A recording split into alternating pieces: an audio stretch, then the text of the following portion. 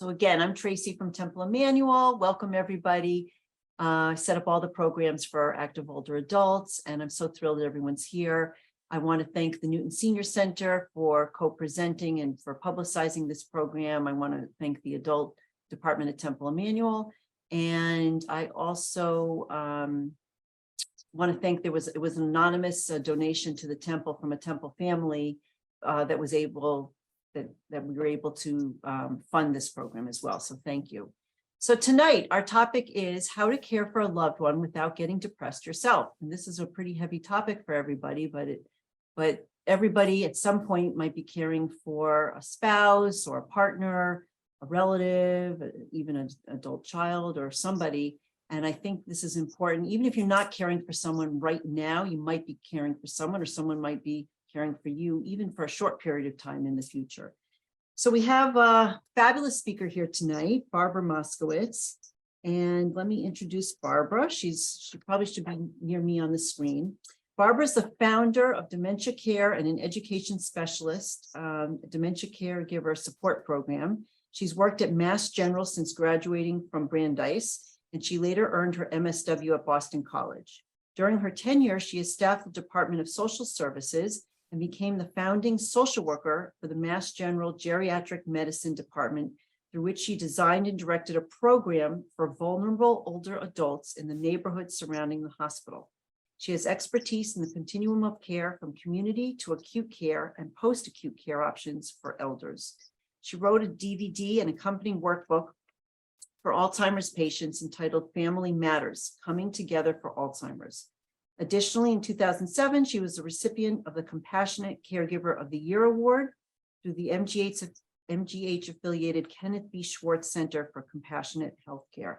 And again, I want to just reiterate, speaking with Barbara and getting to know her, I can see she is so compassionate, so full of wisdom.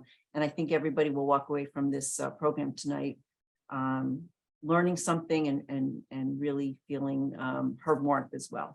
So I want to give a big welcome to Barbara Moskowitz. Thank you. Thank you, Tracy. It's a terrific honor to be here.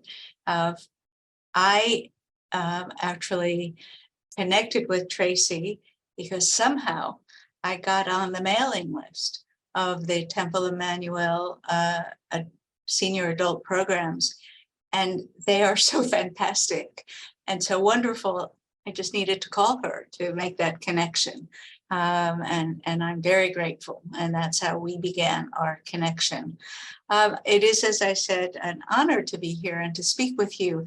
Just want to give you a bit of a framework for how I'm going to go forward. Well, first of all, I'll read this quote, which is really one of my favorites. And it actually encapsulates everything Tracy said in the introduction, which at some point in our lives, most of us will be a caregiver, have been a caregiver, maybe you are now, or will need care.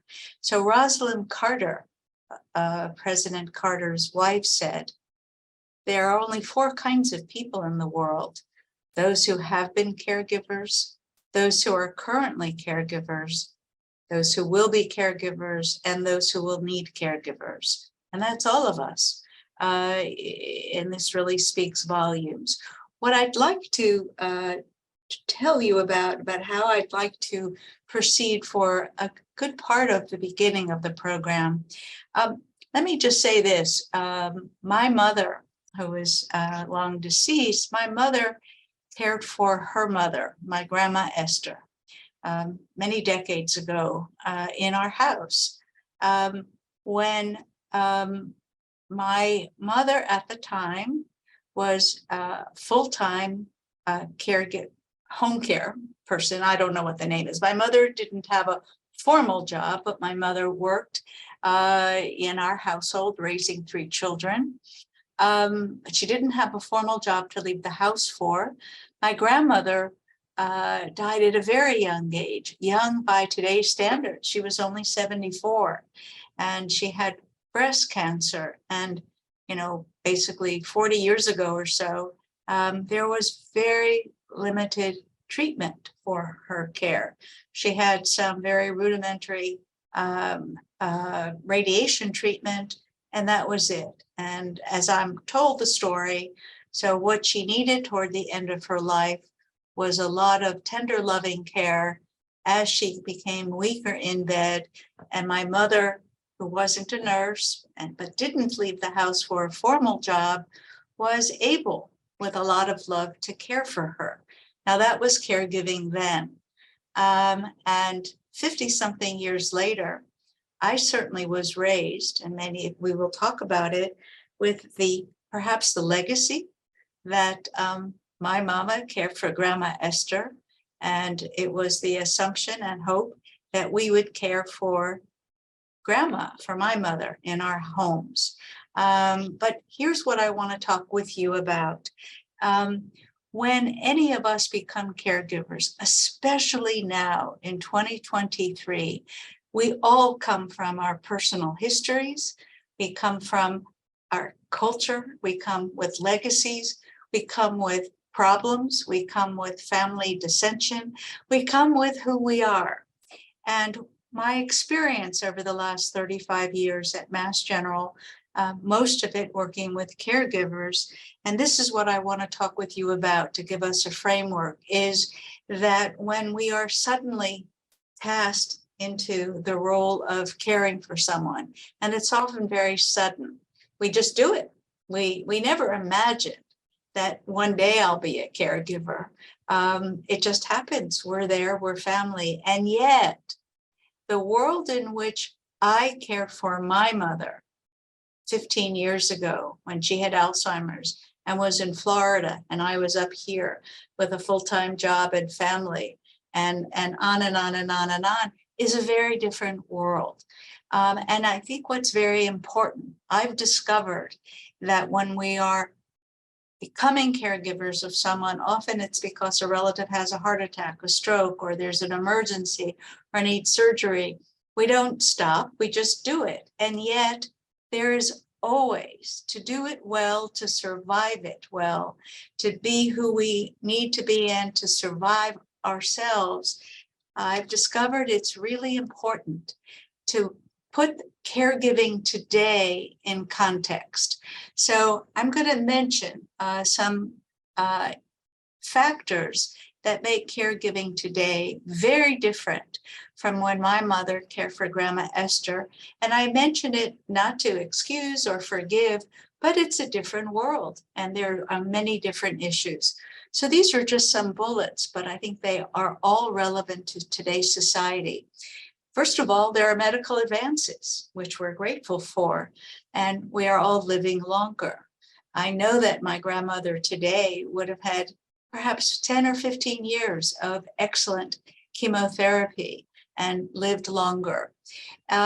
One thing, and some things are a disconnect, with the improved management of illness, right? Many acute care interventions, like when people have a heart attack, but now they survive heart attacks.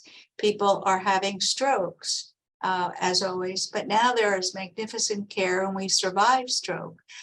Because of new medical intervention, more and more of us and our relatives need long-term chronic care. We don't necessarily bounce back to where we were before, but what we need is a level of care that requires a lot of special attention, and that's what's new. Also, you may have noticed, we have shorter hospital stays. It still boggles my mind when someone comes in with a major heart attack and might be ready to leave in 3 or 4 days, but go where? And even I am surprised. So we have shorter hospital stays, and then we also have expedited discharge planning, which means that perhaps many of you had the experience of a case manager coming to you on the 3rd day when you are, tired and bleary-eyed from caring or being on the bedside of your relative, and he or she says, "Oh, it's time for us to plan for your husband's discharge to rehab," and you say, "What?" And that's an experience more and more of us are having these days. None of this is bad, but it's a different world. We are only coming into the acute care hospital now for immediate emergency treatment, diagnosis, and then the plan is to rehabilitate elsewhere. And where is the elsewhere? and sometimes it's home. Another thing that's happened in our society, which is that there is a geographic relocation of nuclear and extended families. I know that back in the days, maybe 30, 40 years ago, many families lived in triple deckers, or as I used to hear the story of my dad's family in Brooklyn, he and his sisters and their families all lived within 3 blocks. And that was beautiful then.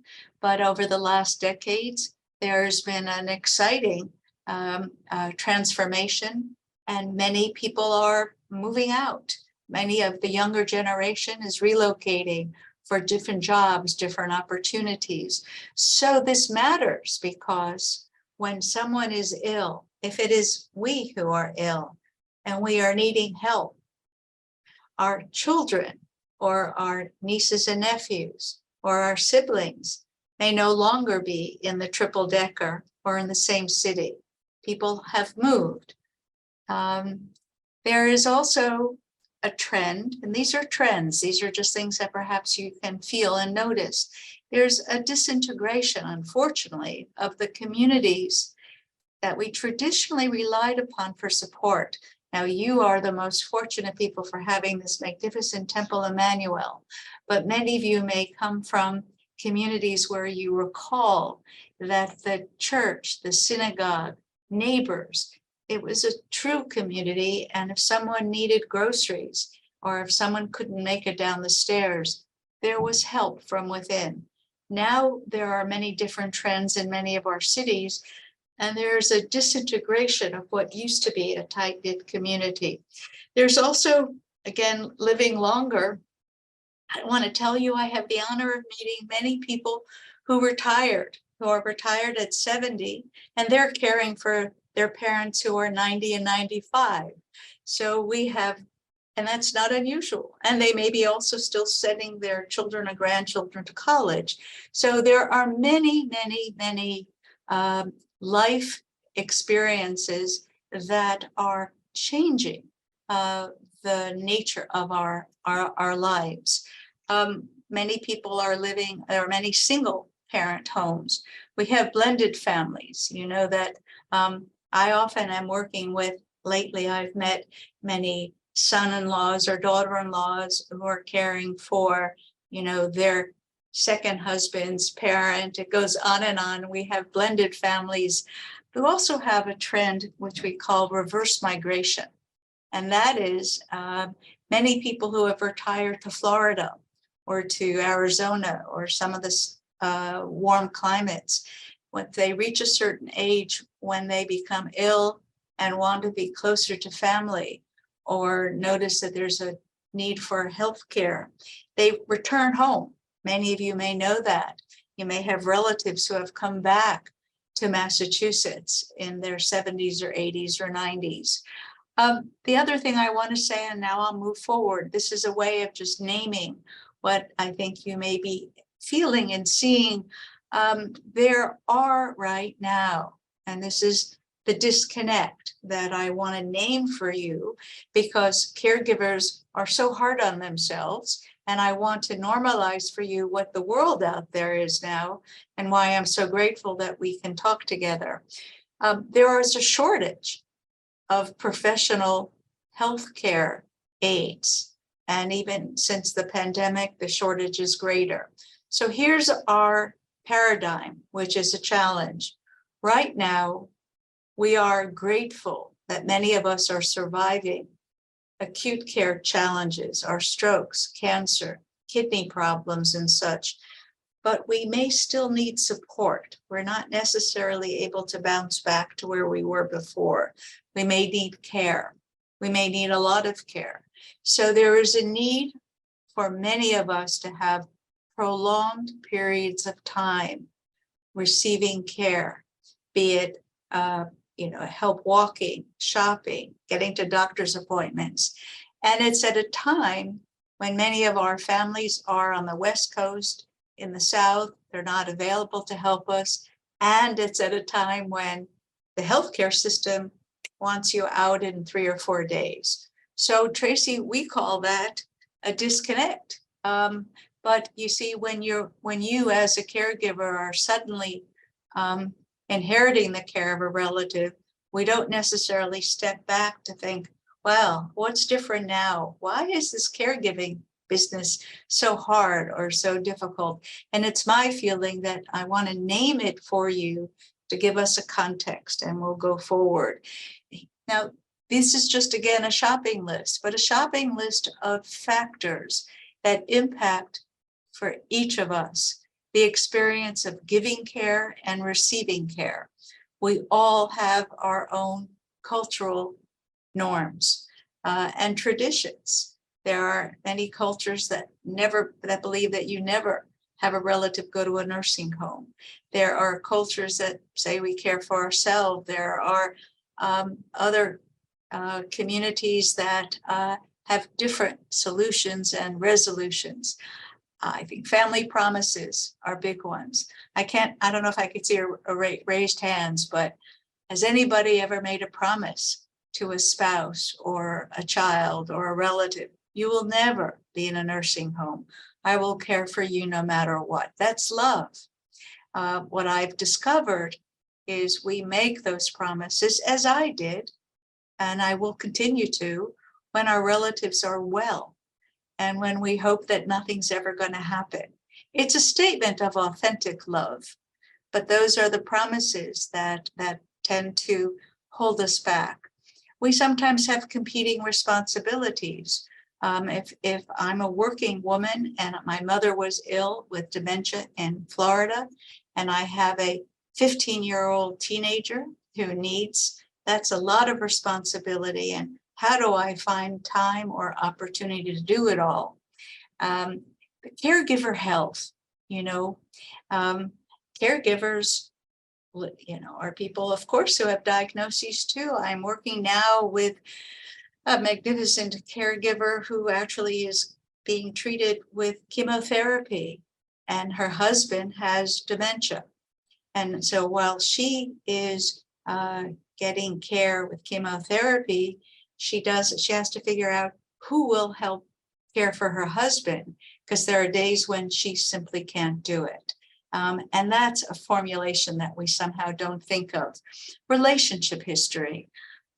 Unfortunately, we don't all grow up in families where everyone was uniform and always in agreement. That's only on the Disney Channel. Many of us come from families where there are disagreements. People left, people moved away. There might have been addiction. There might have been abuse. Life is hard. Life is complicated. And I know a couple who I'm working with now. Wife said she and her husband had a very difficult marriage, and they knew that they would separate when, the youngest child went to college. The youngest child went to college. He's just been diagnosed with early stage Alzheimer's. And so what do you do? That wasn't their plan. Their plan was that both of them would be healthy and they'd live their separate lives. But this is now different. Differences of opinion.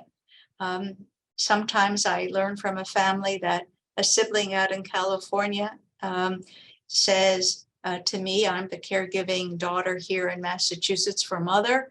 Sibling says, I don't know why, Barbara, you're so worried about mom. Every time I call her, she says she's fine. And often that sibling says to me, well, for 5 minutes, mom says she's fine on the phone. And my brother thinks I'm overreacting. The other thing I want to say, and then we'll move on, is that, we don't all have the ability or comfort giving personal care to relatives. I was working with a wonderful 30-year-old youngest daughter, and her dad had young onset Alzheimer's and was already forgetting how to take a shower. And and needed help, but she felt very self-conscious. She was, aware of her father's pride. She couldn't help him get undressed, take a shower, for his pride and her self-consciousness. There are times now that we're caring for people at home who have catheter changes or who need Depends and all. It could be very hard for a young man to change the depends of his mother. All of these things I respect are issues. And yet many of us, when we're caregivers, we say, we'll do it. And you do it. But there are all of these important factors that I want to mention to you tonight, just to heighten your awareness. And the big question, Tracy, is always really, what is caregiving and who are the caregivers? We, in my profession, tend to refer to informal, unpaid caregivers. That's you, spouses, children, grandchildren, neighbors, friends, and volunteers. And then there are the formal paid caregivers, and they are the homemakers, home health aides, personal care assistants. And I will say, one of the traumas out there in the healthcare world is, since the pandemic, for a lot of reasons, it is very, very hard to hire much of the care you may want to hire. If any of you are experiencing that, I can validate you. Now, I have 3 questions which you could think about. Are you a caregiver if you buy groceries, schedule medical appointments, and live 1 hour away from your father? Are you a caregiver if your mother lives in assisted living or in a skilled nursing home? Are you a caregiver if you live in Colorado, but you contribute to the cost of my paying for care for my mother here? Everybody has different thoughts about that. But yes, by the way, the answer to those questions is they're all caregivers. We don't often talk enough about care receiving. But that's because when we're busy giving care, we're often so stressed. My mother was such a proud woman, and even, well, as many people are, and even before, and when in the earlier stages of her confusion, she was so proud and afraid of the loss of her control that, you know, she just said no to so much, and it was her frustration. So to receive care means you're in a state of vulnerability. And what we know about receiving care, and maybe this refers to many of your relatives, is that experiences often means it's a loss of autonomy. You're losing your independence if you've had a stroke, if you're ill, if a person has dementia. It's a loss of control. It also could be a loss of one's identity. If you have always been the head of the family and been very proud of that, and now after having perhaps a serious stroke, one needs to receive care and be dependent upon others to move them, to care for them. It's a very, very complex series of emotions. Some people who are receiving care feel helpless. Some people feel resigned. They feel afraid. They feel angry. I don't know, perhaps some of you, I hear a lot from fabulous caregivers that their mother, father, wife, husband gets angry at them all the time. And what's that anger about? Because I'm just trying to help. But the anger is often about that person's fear, anger, and worry. One thing that I have to say is always extraordinarily painful and poignant to me is that if the person who needs care is no longer able to live alone, and upon illness has to either move out of state, into assisted living, into a family's home.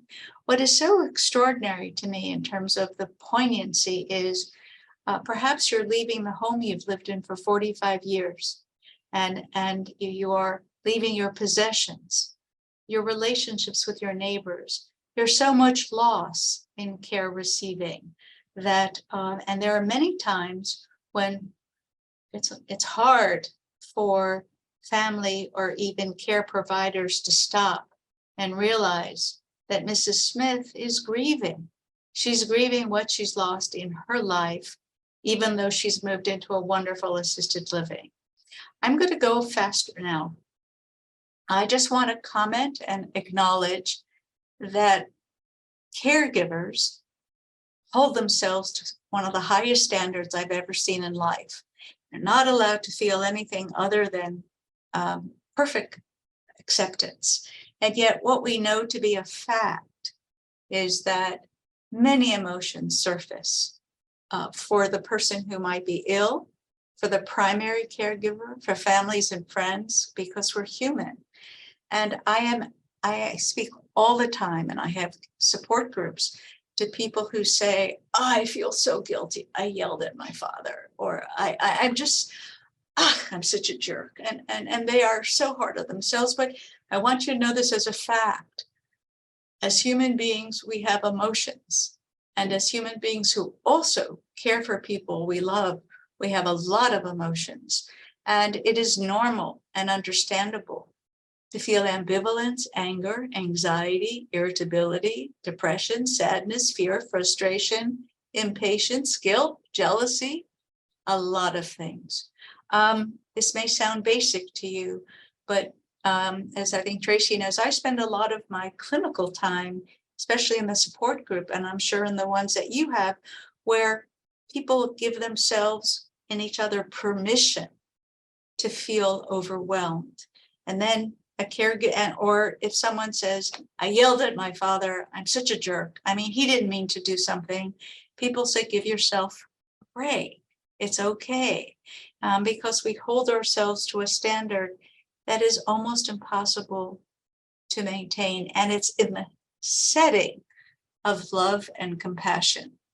And one of the benefits, if any of you ever think of joining a support group, is that people often say they feel so alone as caregivers. They feel isolated with all these emotions.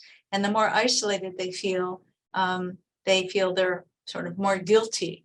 And the benefit of a support group is I get the response all the time. Now I know I'm not the only one who loves my husband, but I'm feeling overwhelmed and I get angry. And people bond over the commonality of emotion, which is so freeing. Just want to mention a couple of challenges in life. If any of you are caring for a husband or wife, dramatic things happen for couples when someone is suddenly ill or ill for a long time. There may be what we call a renegotiation of roles in a couple. If one person was always the perhaps provider and caregiver and said in charge of finances, and if that person can no longer do any of it, and the other person now has to learn all that, that's a renegotiation of roles. The caregiver may be ill. I already mentioned a case today that there's another woman who's having surgery, and she's been told she's the caregiver. And she told me yesterday, well, gee, I think I'm going to have a little trouble because the doctor said for 6 weeks, I can't pick up more than a Starbucks cup of coffee. She picks her husband up off of the floor at least once a day, and yet she can't bear to talk about what she'll do. So caregivers have needs. The other thing I mentioned, but this is so profound, that we may have a complex marital history of domestic violence or addiction. And I have worked with couples where the relationship was not good. And in one case, the husband who, when drinking alcohol, was physically abusive to his wife, and then she developed dementia, and he was unable to appreciate her problems. And so we had to separate them because they had a long history where the only way she survived was by protecting herself. And she lost the ability to protect herself from him. So lots of things happen, and this is my way of just normalizing we're all human. And when we're taking on caregiving, it's okay to take a look at who we are. The other thing I just want to comment, which is very hard for spouses, there can be changes in intimacy as a result of caregiving. And for a spouse, you are perhaps losing your best friend. If the person has dementia, your partner in life, you may be giving up on dreams for the future, for retirement. A couple of comments about adult children.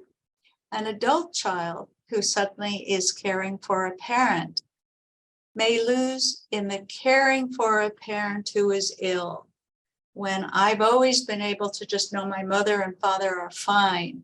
And I may lose my real or idealized parents, or one that I never had. What that is, I often hear for people who have had difficult relationships with their parents. Until their parent perhaps dies, they still hold out hope that there may be a reunion, or there may be an opportunity to clear the air. But sometimes then when there is illness, that doesn't happen. And often adult children come to the caregiving situation with a lot of unresolved expectations and feelings, as do siblings. Do any of you know families where siblings, and it was all part of the dynamic, but, there was a lot of fighting or arguing. And then so everybody, though, went to college and separated. But if suddenly there's a need to come together and come on home to care for mom who had a stroke, there they are, these siblings. And now they have to negotiate, because mother has died, how to care for dad. I'm going to read a couple of quotes to give you the best idea of, I think, what you what adult children sometimes feel. When adult children become involved in caring for their parents, it's not unusual for them. I'm just going to close this. It's to regress to an earlier stage of life in their sibling relationships, to find themselves reenacting childhood scripts, keeping tally on who's doing more chores, who's receiving more privileges. Sometimes childhood rivalries resurface and old wounds are reopened. I often have a lot of family meetings in the hospital, and though the children may be 40, 45, and 50, they experience themselves perhaps often as 17, 20, and 22. And this is one other quote, and then I'll move more quickly. As a parent begins the slow descent into illness and incapacity, the adult child begins the process of mourning.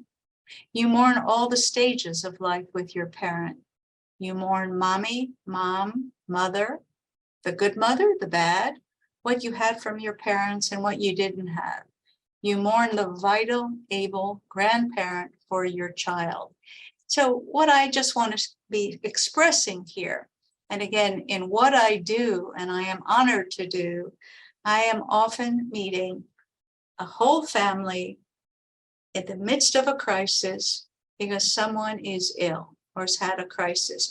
Or what I do more now, as Tracy knows, I work with families when a parent or a spouse has progressive dementia and he or she is no longer capable of remembering the past or even answering questions, but yet receives the projections and the assumptions of everybody in the family. Perhaps some of you can tell us, if you want, during discussion, if any of this is familiar for you. So basically, I have advice for siblings. I'm just going to jump to the second from the bottom.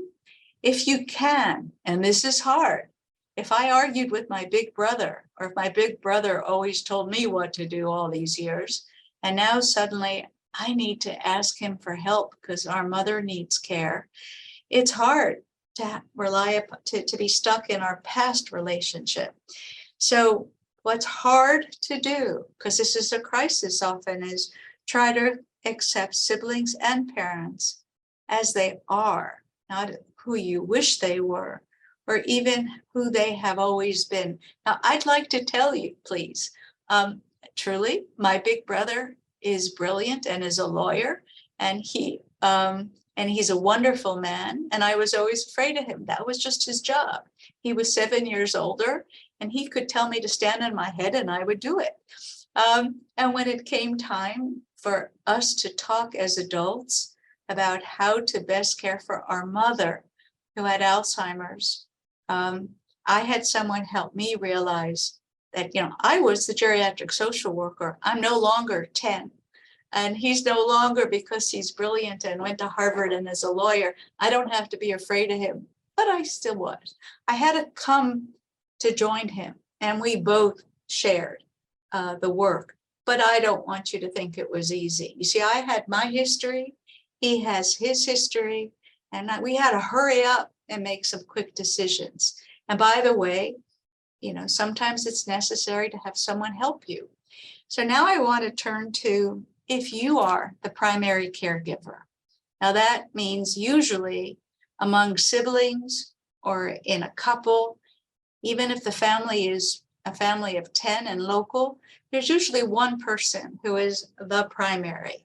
And if you are the primary caregiver, I want to offer some thoughts. First of all, and this is something primary caregivers don't think about because you're doing the work. What support do you need and might you expect to need? For example, if you are the only one in Boston and two siblings are out on the West Coast, and you realize that your parents now need help with meals, shopping, cleaning, laundry, managing their finances, medication management, you know, who's going to help you with that? But you need to sometimes make a list of the person that I am now responsible for. What will they need now and probably in the future that no one has cared for up until now? Does the primary caregiver request or need emotional support by telephone? I want to tell you what I find so unfortunate is how many wonderful caregivers say, you know, it's okay. I can handle caring for my husband. I could handle caring for mom. But the rest of the family thinks that because I'm not complaining, I'm okay. I've just never felt so lonely in my life. Why can't they just call me and ask how I am? They always call dad, but they never ask how I am. Now, I'm going to challenge you if you're a primary caregiver. This is the time when we need to learn to ask for what we might need. Now, sometimes we just might want if I'm caring for my father while I'm also working, while I'm also caring for my children, and I just can't make it to his house every night to cook dinner and bring groceries, but I don't have a lot of money because I'm supporting my own family. Perhaps the thing to do is ask my siblings who are long distance to provide funding so we could have meals delivered or groceries delivered. What I'm trying to suggest, if perhaps it will resonate with some, is that one thing to do is to take a deep breath and step back. And when you know you are the primary caregiver for someone, it's important to make your own laundry list of what does my husband need now that he never needed? I can't drive anymore. I have glaucoma. I'm his wife. So who's going to take him to the medical appointments? He used to do everything. He used to drive me. I can't drive anymore. Who's going to do the cooking? These are all the things that as a caregiver, we just jump into and do until we realize we can't do it anymore.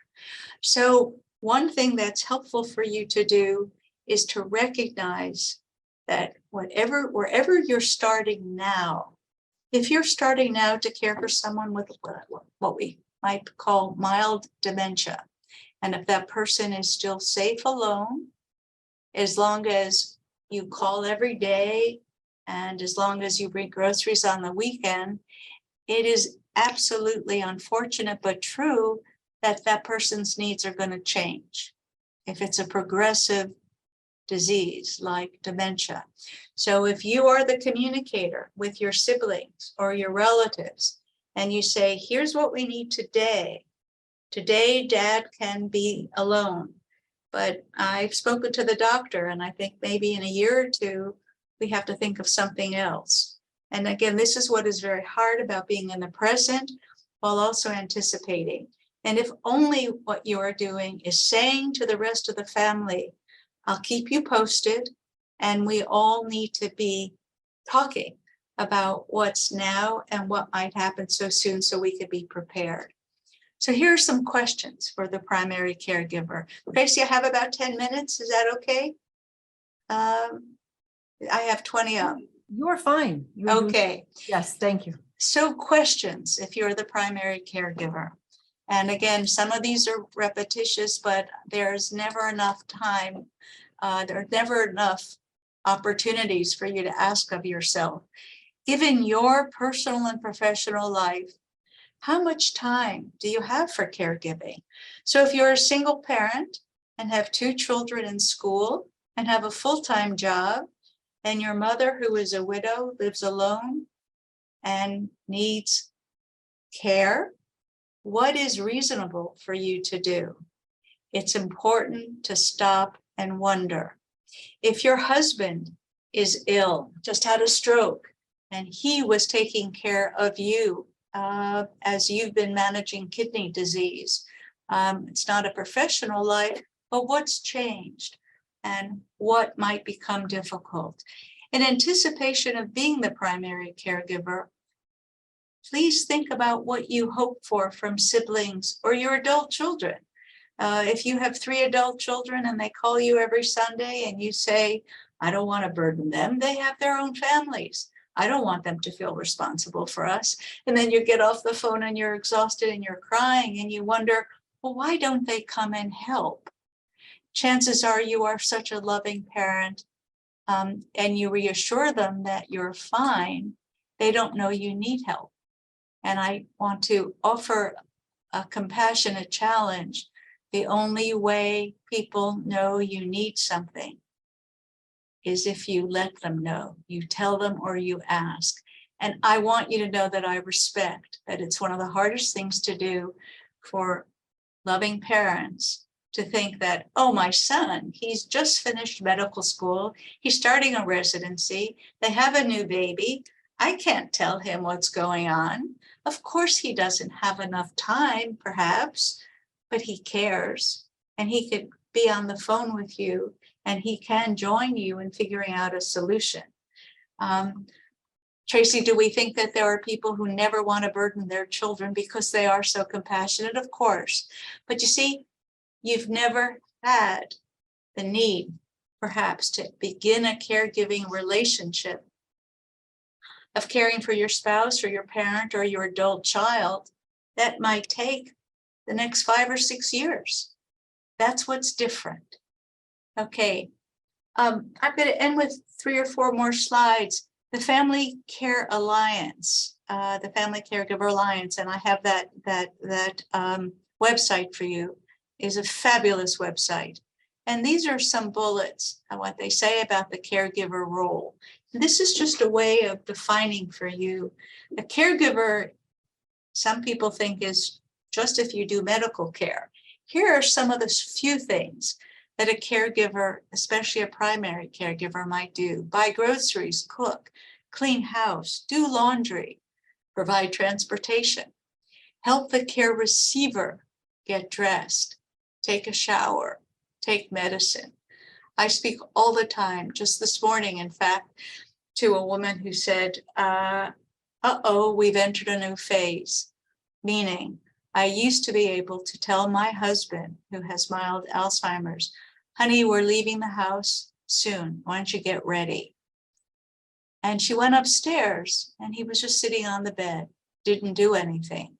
In his case, for no fault of his own, his dementia is progressing to the point where he doesn't know what getting ready means. He went up the stairs. It was too many things. Take a shower, get dressed. It was too overstimulating and too complicated. She was actually flushed with sadness because she realized he's entering a new phase, which she saw coming. So this means that in order to get ready for maybe going out in 2 hours, now she, his wife, who is 87 and not very strong, but she needs to say, honey, let's go upstairs and let's get ready, and help him with the shower and help him with dress.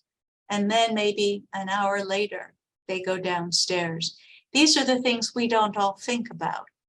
I promise you I didn't until I entered the field.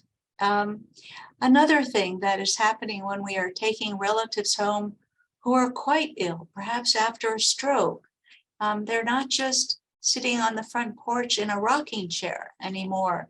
Someone might need help transferring out of bed or a chair, need help with physical therapy, or there may be a need for, I know many caregivers have to learn how to handle their relatives' diabetes. They're too confused to take their insulin or to know how to look at the glucometer, feeding tubes, a wound treatment, breathing treatments. Sometimes as a caregiver, in fact, just about always, you're arranging medical appointments. And I don't know about you, but I work here in Mass General, and it's almost impossible to get people on the phone these days. Everybody has, press this, press that, press that. And when you're busy, especially if you want to take your relative out or you've got to get to a job and yet you need to speak to the doctor, that's a full-time job. I spoke to a woman today whose husband has Parkinson's and Lewy body dementia. She said when the aide comes, which is a relief, that's when she gets on the phone for 2-3 hours to just try to make appointments. Now we want the aide to give her a break. She's working hard. Who takes your relative to the appointment? It's not just a drop off from Uber. And talking with doctors, nurses, care managers, and others who can help you understand what needs to be done. And then there's the crises. I don't know about you, but I know many people who get calls at 3 a.m., like the lifeline went off, or from a husband who says, Mama fell, I can't pick her up. What do we do? And actually the relative could be living an hour away. So what do you do? Handling finances and legal matters. If the person who now needs your care has always done that, now you are suddenly needing to think about paying bills, who's the healthcare proxy, durable power of attorney, or plain old being a companion. I want to tell you that I speak to many caregivers whose greatest sadness is they love their spouse, they love their mother, their father, their relatives. And they say, but when I'm with them, I spend so much time working. We rarely have time to just sit and enjoy each other. And that's when the hope is you can get someone else to come and do the legal, the finances, or just or some of the chores so that you can be connected to the person you love. So here I am really down to the last few slides. Here are some of the first steps for new caregivers. Believe it or not, identify yourself as a caregiver. You are who you are. You are a human being. You are, and however you identify yourself in your professional life, in your family life, and if you are now the primary caregiver for a relative, that's important to own and know, so that when I was a caregiver for my mother, I would cancel dinner the 4th and 5th time, but my friends knew why, because an aide didn't show up. People need to know what's going on in your life. Here's something very important. When you are caring for someone, especially if it's a brain disease, especially if it's someone with dementia of any type, it's really important to get a good diagnosis. A lot of us think that problems with our memory and thinking is a normal part of aging. It's not at all.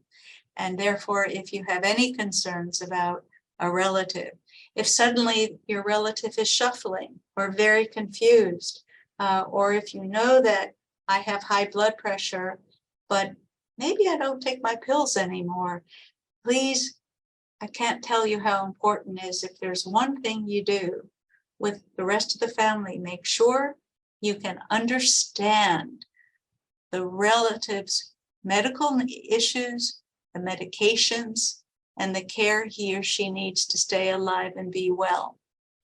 And what is it that you might need to do now that you're taking care of your wife? She used to do her glaucoma eye drops. She used to give herself her diabetic injections. If these are things that now you need to do as your husband, someone has to teach you. Again, these are all parts of living that when you are assuming for someone else who is ill and who is vulnerable and not at their best, this is why you're so exhausted if you are a caregiver.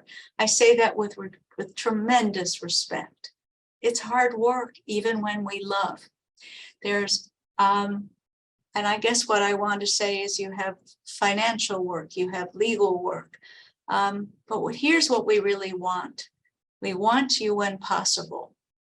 And this is to find care for yourself. It's one thing to gear up for a short-term crisis. That's when we say, you know, if someone, if my mother, you know, had a heart attack, but it looks like she's going to be fine, and so, you know, I leave work for 10 days. I get a go on, you know, I just take a vacation time. We all gather at her bed. She goes, then she could go home to rehab and we get some help at home. That's one thing. We can all handle that.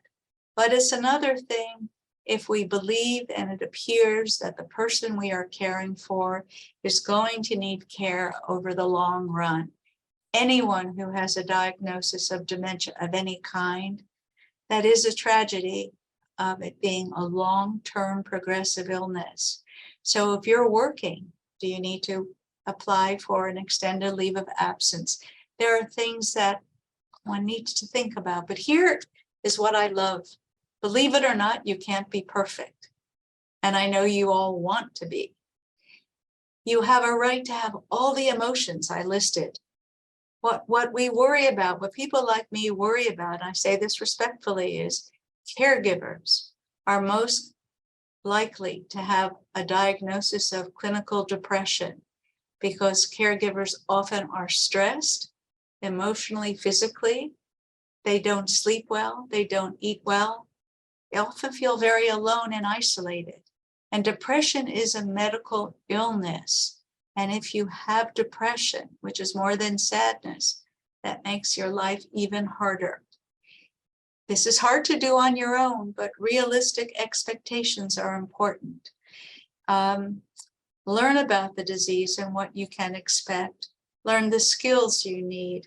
Learn to say no to things you cannot do.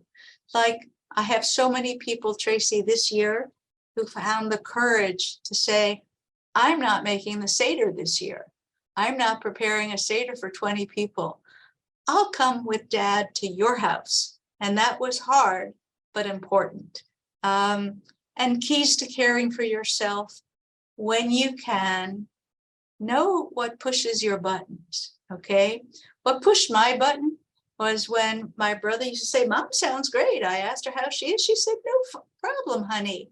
And that was my mother sitting in a wheelchair, unable to feed herself, but she loves her boy. And she said to her sweet boy, I'm fine. So that pushed my button. I had to educate my brother. Identify your coping skills. What that means is, and we're going to stop here. What your coping skills are, and maybe some of you can talk about it with us. What are actually your coping skills, or what are anyone's coping skills? And I'll stop here for some questions or comments, Tracy. Thank you, Barbara. This was absolutely wonderful. I'm going to stop the recording so people can ask questions without it being recorded. So give me 1 second. Sure.